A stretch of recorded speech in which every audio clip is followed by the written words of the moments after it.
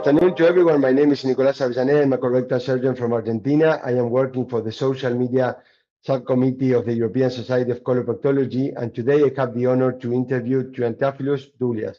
He's a colorectal surgeon based in the UK, but more importantly, he's the chair of the Guidelines Committee of the European Society of Coloproctology, one of the most important subcommittees that the society has. How are you doing today? The end of the year, everyone's tired.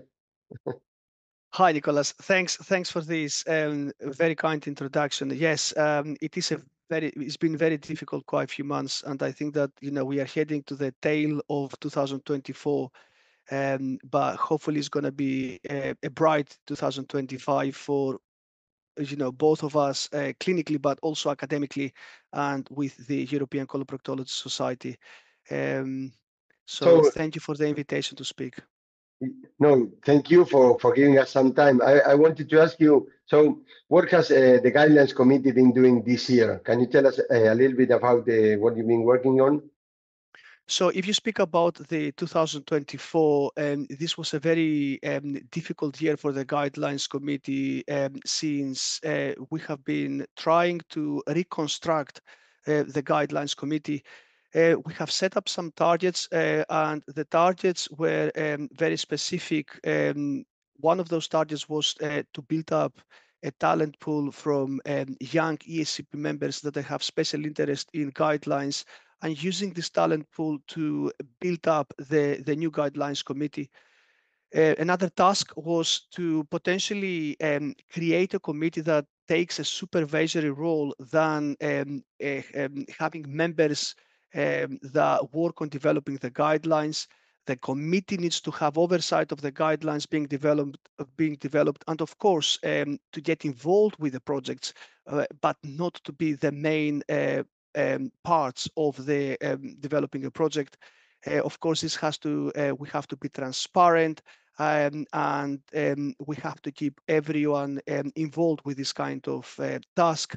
And another task was to develop our own methodological expertise. This might take long term, but again, this will potentially be a cost saving exercise, since, as you know very well, developing a guideline project is a very costly experiment. We have also discussed about moving towards the rapid guideline projects that they to potentially improve their relevance, and they definitely are very good guideline projects to save money, but at the same time they have particular relevance since they are answering specific questions. Funding has always been an issue. We are working very closely with the sister societies, as the UAG, for getting money or to secure grants for our projects.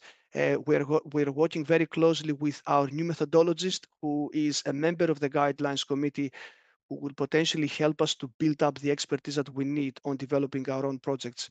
So it's a very exciting time for the guidelines. In total, we have done lots of work on the background with the Australasian and the American Guidelines Committees. We are joining forces on developing projects together. We have also have had very good discussions and open discussions with the EAS to again join forces to work collaboratively on developing projects. It will take a bit of time for the new shape of the Guidelines Committee to come into surface, but I think that it will be a very exciting time for the ESCP, but in the Guidelines Committee extent. Yeah, I agree. And as I said before, I mean, personally, I believe that the Guidelines Committee is one of the most important committees that the ESCP has, because basically you are producing things that we use in our everyday practice. So we all need guidelines to base our practice on. So True. if you could summarize in a few words what's going to happen in 2025, do you have any guidelines planned for next year? So we are, and this is where we need your committee actually. We are currently advertising. We're looking on creating a questionnaire, or we have actually created this questionnaire for new projects.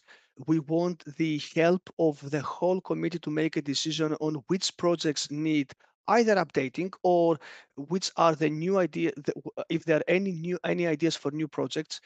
It is very important to get the views and the opinion from the whole committee, since, as I said before, a guideline project takes long time to be developed, and we have to have the right time, we have to have the right ideas on the right time, and of course the right people being involved.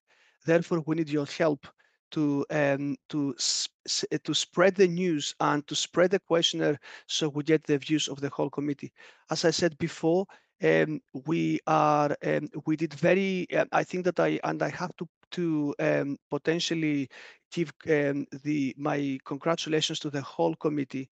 We have worked very hard in the last 24 months to finalize 6 out of the 7 projects that they were open, and some of them they have taken a bit of period of time, lengthy period of time to be completed. We have completed 6 out of 7 projects. We are looking, as I said, in 2025 on collaborating with the global societies. There are some ideas on the table on the topics that we will collaborate with the societies for, but currently we don't have any specific topic that I could potentially let you know, but I will keep you updated on all of them. That's great. That's great. And thank you for, this insightful talk on what's happening with the Guidelines Committee. We are all looking forward to seeing what you will produce next year. So I know that you are a busy man, and I'm not going to take you any more time. Thank you very much for meeting us today, and I hope you have a happy new year, my friend. Thank you. I hope also to see you soon. Thank you. That would be great. It was very nice talking to you as usual.